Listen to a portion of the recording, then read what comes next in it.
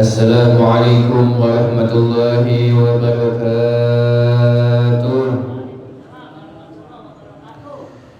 Ya Rabbi bil Mustafa balligh maqasidana waghfir lana ma madha ya wasi'al karami.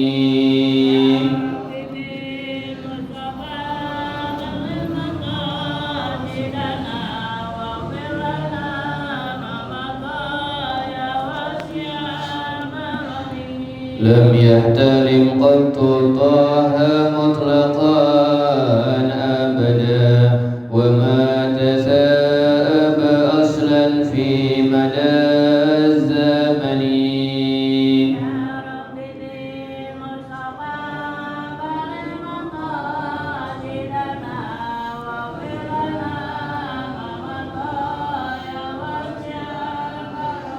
منه الدواب فلم تهرم وما وقعت ذبابة أبدا في جسمه الحسن.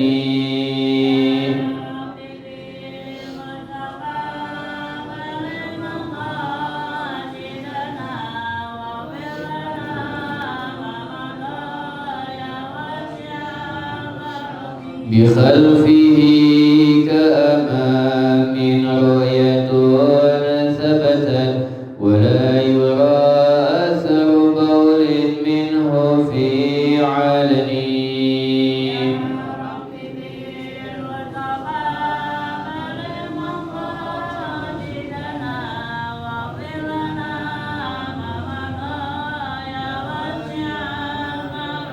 وقلبه لم ينم والعين قد نعست ولا يرى ذله في الشمس ذو فطن.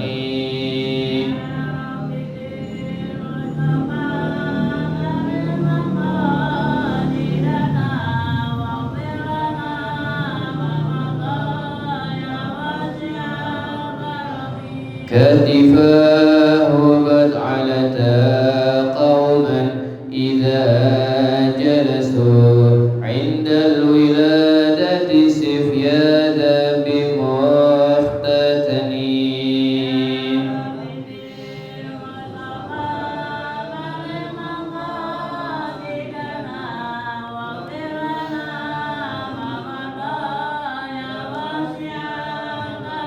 هذه الخصائص فاحفظها تكون آمنا من شر نار وسراق ومن محن.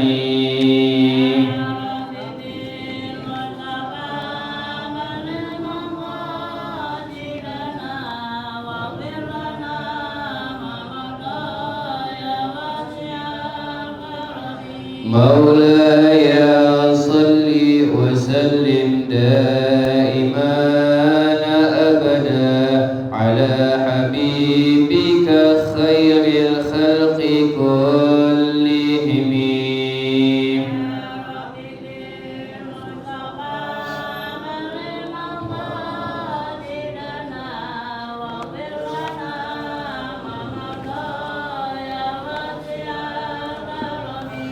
الفاتحة إلى سيدنا رسول الله صلى الله عليه وسلم. ثم الفاتحة إلى أبويا الحبيب حسن كهرون الحبيب قاسم كهرون الحبيب مصطفى كهرون الحبيب طاهر بن يحيى وفي سيد محمد المالك الحسني والحبيب عبد الرحمن بن أحمد السقاف الحبيب علي بن الحبيب عبد الرحمن السقاف والإمام الغزالي ثم إلى الحباب خديجة الحلوان وجميع مشايخنا في الدين أن الله تعالى يتغشاهم برحمة المغفرة ويسكنهم الجنة برحمته يعيد علينا من بركاتهم وأسرارهم وأنوارهم وعلومهم ونفحاتهم في الدين والدنيا والآخرة. الفاتحة على هذه النيات وعلى كل نيات صالحة جانبة لكل خير دافعة لكل شر وإلى حضرة النبي محمد صلى الله عليه وسلم. الفاتحة.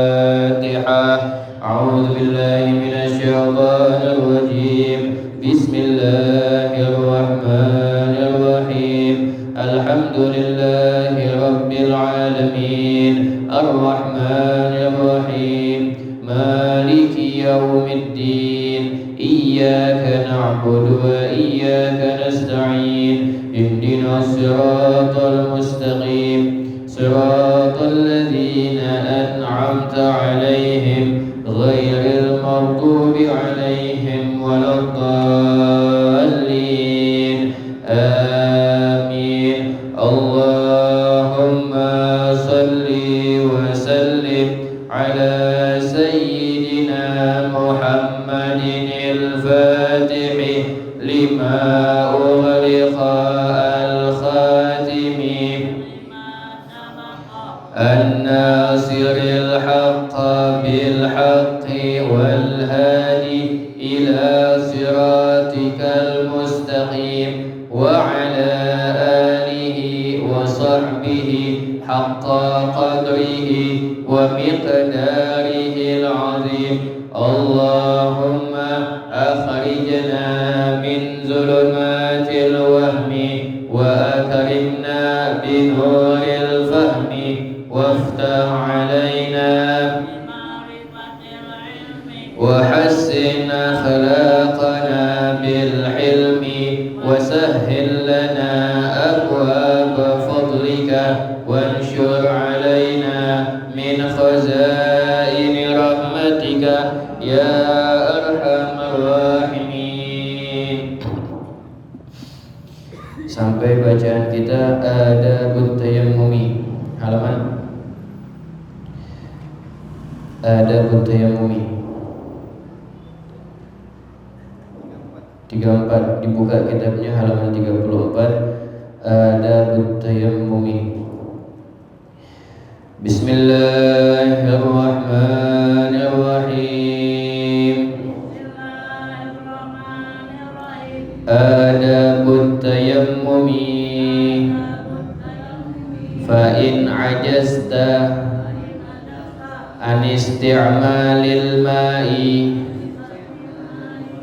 li faqdihi ba'da talabi aw li 'udhrin min maradin aw li mani'in min al-wusuli ilayhi min sab'in aw habsin aw kana al-ma'u al-hadiru tahtaju ilayhi li'atashika aw li'atashi rafiqika aw kana milkan li ghayrika wa lam yuba' illa bi aktsara min thamanil mithli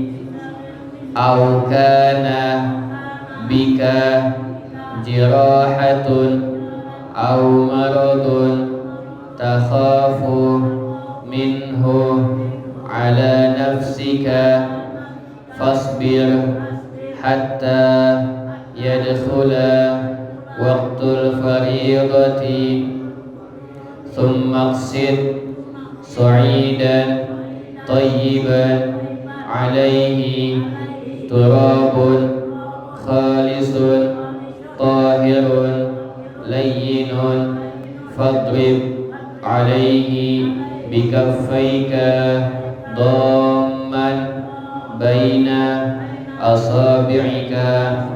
Bismillahirrahmanirrahim. Alhamdulillahi rabbil alamin. Wassalatu wassalamu ala asyrafil anbiya'i wal mursalin sayyidina wa maulana Muhammadin wa ala alihi wa sahbihi ajma'in. Faqala Syekhul Musannif rahimahullahu ta'ala wa nafa'ana bihi wa bi'ulumihi fid dharain amin. Allahumma amin. Bismillahirrahmanirrahim. Melanjutkan pelajaran kajian kita dalam kitab Bidayatul Hidayah Al-Imam Muhammad bin Muhammad bin Muhammad bin Ahmad Al-Ghazali At-Tusi rahimahullahu ta'ala. Bidayatul Hidayah yang artinya bidayah permulaan, hidayah hidayat. Jadi kita berharap kepada Allah Subhanahu wa taala dengan membaca kitab Bidayatul Hidayah kita mendapatkan permulaan hidayah dari Allah Subhanahu wa taala. Sampai pembahasan kita adabut tayammumi, adab-adab bertayamum. Tayamum ini sama halnya dengan wudu, sama halnya dengan mandi hadas, sama halnya dengan izalatun najasah, sama-sama bersuci. Jadi kalau enggak nemu air, udah enggak ada air, maka kita bertayamum untuk beribadah kepada Allah Subhanahu wa taala. Tapi yang harus diingat, tayamum ini bukan menghilangkan hadas. Tayamum bukan menghilangkan hadas.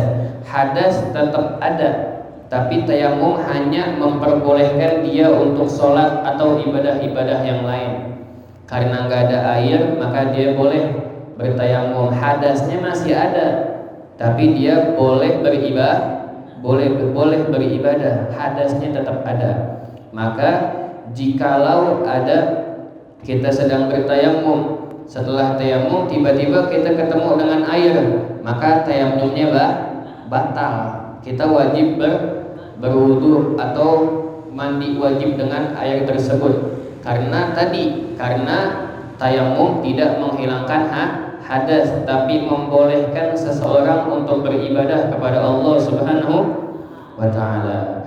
Maka di sini dikatakan fa in ajazta, jika kamu tidak mampu anisti'malil ma, dari penggunaan air, jika kamu tidak mampu dari penggunaan air, lifaqdihi, karena tidak adanya air, ba'da talabi, setelah kamu mencari-cari, au li'udrin, atau ada air tapi kamu nggak bisa make karena sebab uzur, min maradin, sebab sakit, au limani'in, atau karena ada penghalang, minal wusuli, dari sampainya air, ilaihi, kepadanya, min sab'in, ada dengan adanya binatang buas, au habsin, atau karena dia ditahan di dalam penjara, au kanal ma'ul hadiru, atau air ada, tahtaju ilaihi, tapi dibutuhkan untuk apa? Li'atashika, untuk karena kamu haus, au li'atshi rafiqika, atau untuk kebutuhan minum temanmu yang kemarin sudah kita jelaskan. Kalau misalkan kita cuma punya air satu gelas, ini bisa dipakai buat berwudu, tapi kita haus, mana lebih kita utamakan? Kita pakai air segelas itu untuk wudu atau untuk minum? Untuk minum. Atau kita punya air, kita nggak haus, tapi teman kita haus, maka lebih afdol kita memberi air kepada teman kita dan wudunya kita ganti dengan tayammum. Au kana milkan li ghairika, atau adanya air tersebut punya orang lain. Jadi misalkan air tersebut punya si Ahmad misalkan, walam yuba, dia enggak jual, illa bi aktsara, kecuali harganya mahal. Contoh, suatu saat misalkan air itu betul-betul sulit di sebuah tempat, ada satu orang yang punya, namanya Ahmad misalkan. Nah, ini Ahmad kesempatan karena udah gak ada air lagi, dijual dengan harga yang mahal, illa bi aktsara min samanil misli, enggak normal harganya, di atas harga normal. Sebotol kita bisa dapat biasanya 5.000, dia jual 1 juta. Nah, maka enggak apa-apa itu, kita bertayamum karena dia menjualnya dengan harga di atas harga normal. Au kana bika jarahatun, atau ada pada dirimu luka, au maradun, atau sakit, takhafu minhu ala nafsik, yang kamu takut kalau kena air itu bisa berbahaya, maka diperbolehkan bertayamum.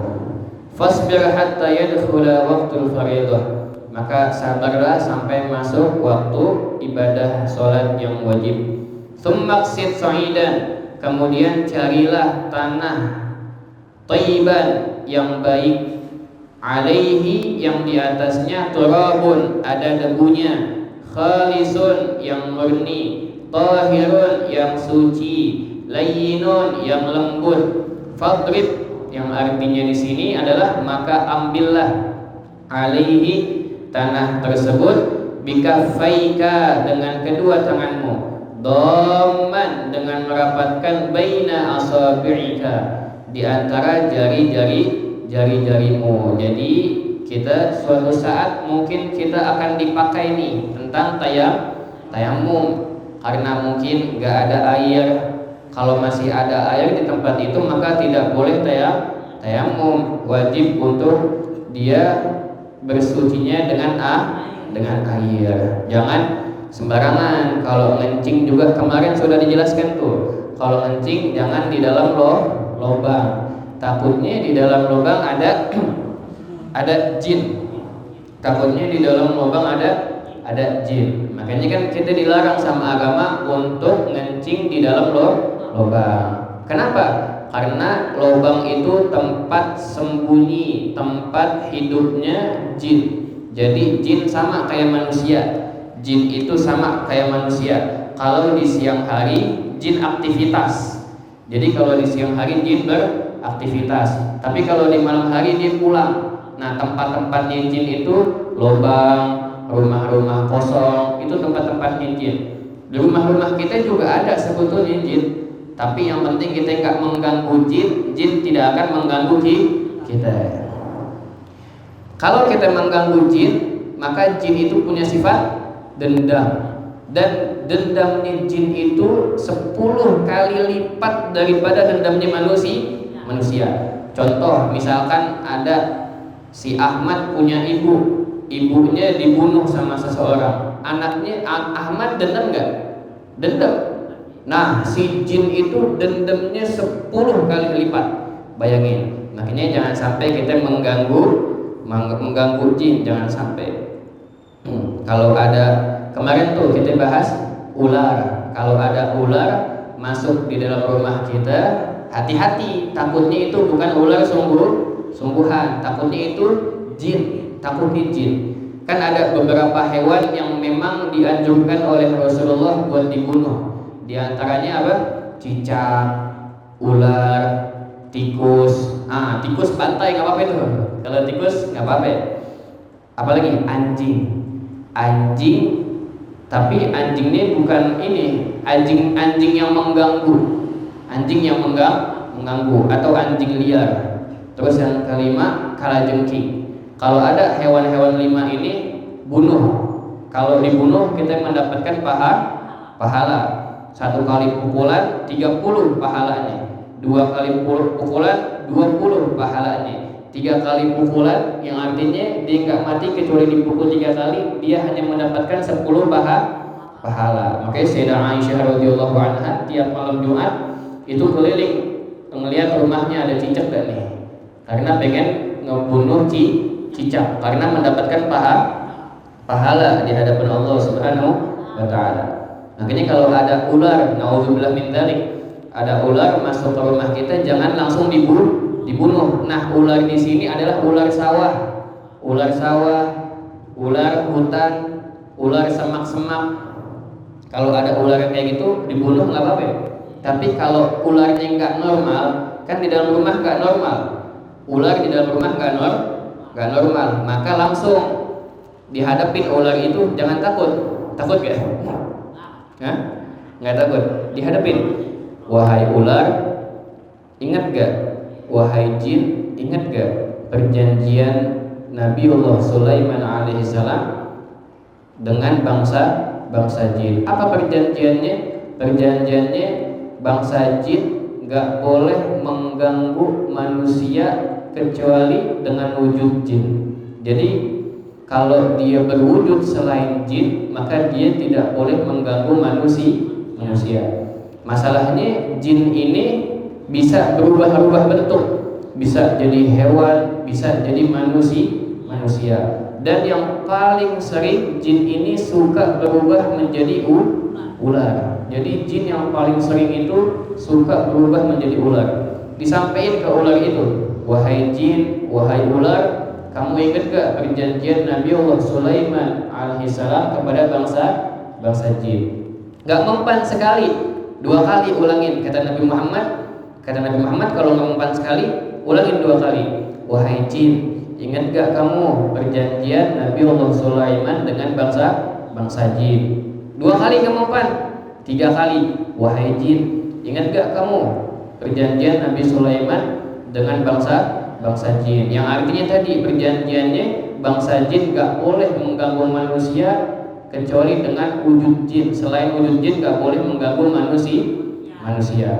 Bahkan kalau 3 kali gak mempan, dianjurin sampai 3 hari tuh.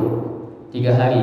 Kalau 3 kali 3 hari emang ularnya nggak kabur, nggak keluar rumah, artinya itu bukan jin, artinya itu hewan. Nggak apa-apa. Nggak apa-apa. Kalau hewan dibunuh nggak apa-apa. Tapi masalahnya kalau kita ngebunuh jin itu yang bahaya. Makanya kadang ada orang setelah bunuh ular dia kesurupan. Kadang ada yang badannya panas, kadang ada yang mukul-mukul badannya. Itu dia kemasukan jin. Kenapa? Karena dia mengganggu jin. Ada sebuah cerita Sayyidina Sa'ad bin Ubadah, sahabat Nabi Muhammad SAW dari kalangan Ansor. Kan ada kalangan Ansor sama kalangan Muhajirin. Kalau sahabat-sahabat Nabi dari kalangan Muhajirin, pembesarnya itu Sayyidina Abu Bakar Siddiq, Sayyidina Umar bin Khattab, Sayyidina Utsman bin Affan, Sayyidina Ali bin Abi Thalib. Itu pembesar sahabat Nabi dari kalangan Muhajirin. Nah, dari kalangan Ansor ada pembesarnya juga, namanya Sayyidina Sa'ad bin Ubadah. Sayyidina Sa'ad bin Ubadah ini pembesarnya kaum Ansor. Bahkan hampir menjadi khalifah setelah Rasulullah Shallallahu Alaihi Wasallam. Kejadiannya Sayyidina Sa'ad bin Ubadah ini waktu itu kebelet kencing. Pengen kencing, bingung mau kencing di mana. Dan akhirnya beliau menemukan lubang dan lupa kalau nggak boleh kencing di lubang. Nemu lubang, kemudian kencing di situ, dan setelah kencing langsung dikejang-kejang, teriak-teriak. Orang-orang di sampingnya menyaksikan Sayyidina Sa'ad bin Ubadah lagi kejang-kejang, lagi teriak-teriak, lagi kesakitan. Sampai ada yang mengatakan ada suara tanpa wujud. Dia mengatakan, nahnu qatalna Sayyidal Khazraj wa ramainahu bisahmin falam nukhti fuadah. Kata suara itu, kami telah membunuh tuannya Qabilah Khazraj. Qabilah Khazraj itu adalah salah satu qabilah kaum Ansor. Kami telah membunuhnya. Jadi Sayyidina Sa'ad bin Ubadah tadi setelah kejang-kejang dia meninggal. Kami telah membunuh dia. Ramainahu bisahmin falam nukhti fuadah. Maka kami telah membunuhnya dengan anak panah yang sangat tajam dan tidak meleset panah tersebut. Maksudnya dia kencing di lubang, di dalam lubangnya itu ada jin. Nah, jin itu langsung membunuh Sayyidina Sa'ad bin Ubadah. Padahal orang besar. Ini di atasnya wali, karena sahabat Nabi, apalagi kita. Makanya hati-hati kalau kencing, jangan sampai di lubang. Hati-hati.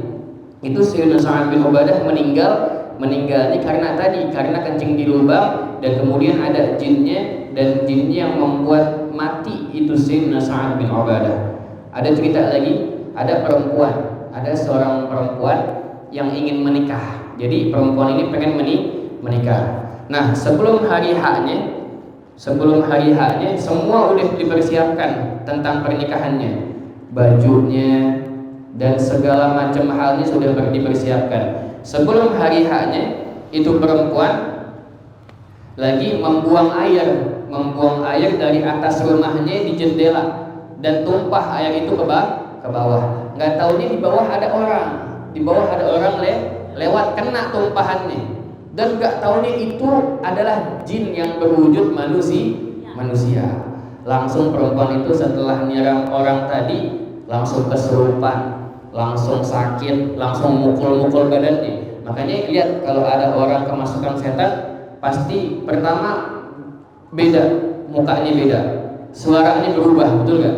Itu bukan suara dia, tapi suara jin. Itu bukan suara dia, tapi suara jin.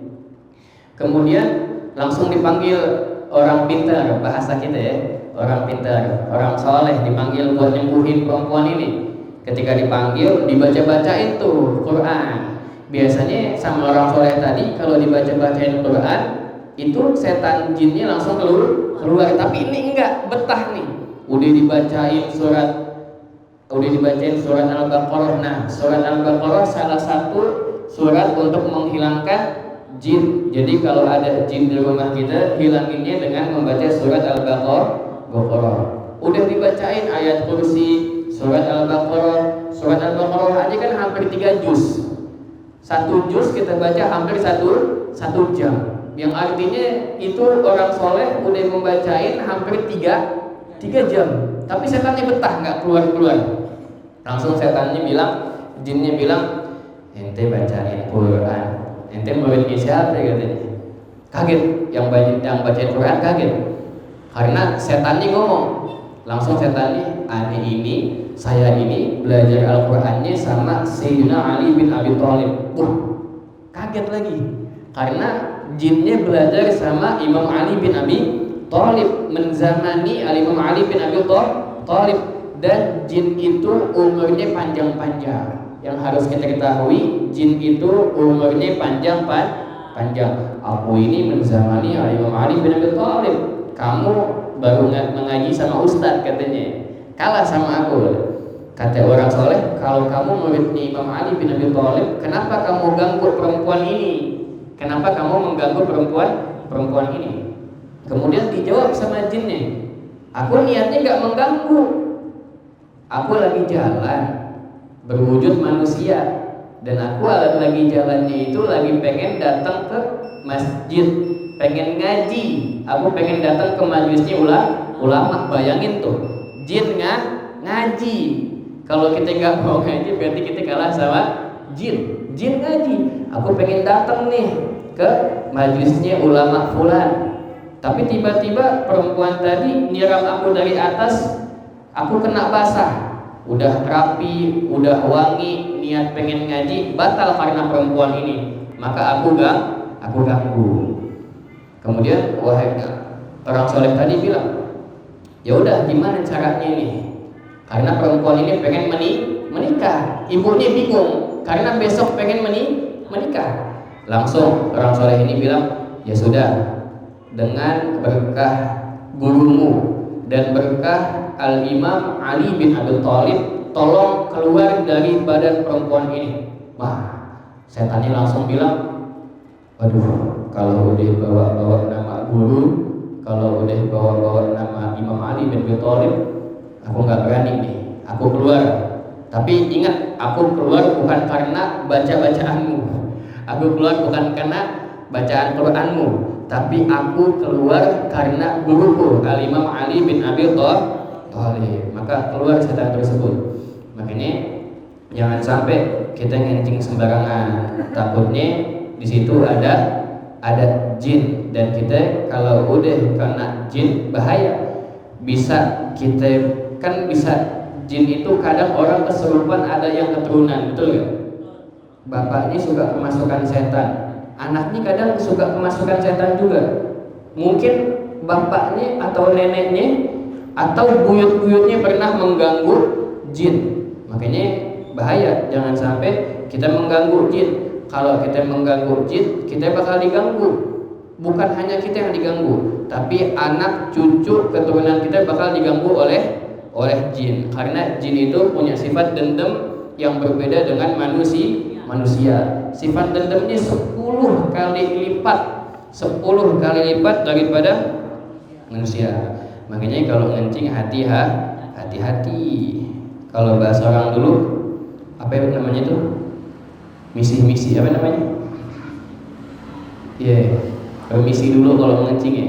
Ada gak kayak gitu? Ya kan? Makanya hati-hati, takutnya ada jin. Nah di rumah kita sebetulnya ada jin, tapi karena kita nggak mengganggu, jadi kita nggak diganggu oleh jin. Dengan catatan kita nggak mengganggu. Kalau kita nggak mengganggu, kita nggak akan diganggu oleh jin. Tadi itu hewan-hewan yang dianjurin dibunuh. Pertama cicak, ular, kalajengking, tikus, sama anjing liar. Anjing liar kita bunuh nggak apa-apa.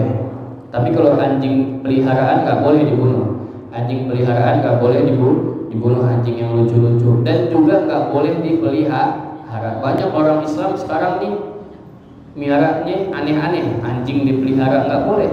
Kata Nabi Muhammad SAW, jangan kamu memelihara anjing. Kalau ada anjing di rumahmu, maka hilang 1 kirot pahala yang kamu punya. 1 kirot itu segimana? Misal Jabal Uhud, sebanyak gunung Uhud. Jadi perharinya kalau kita miara anjing di dalam rumah, perharinya itu kita kehilangan pahala sebesar 1 gunung Uhud.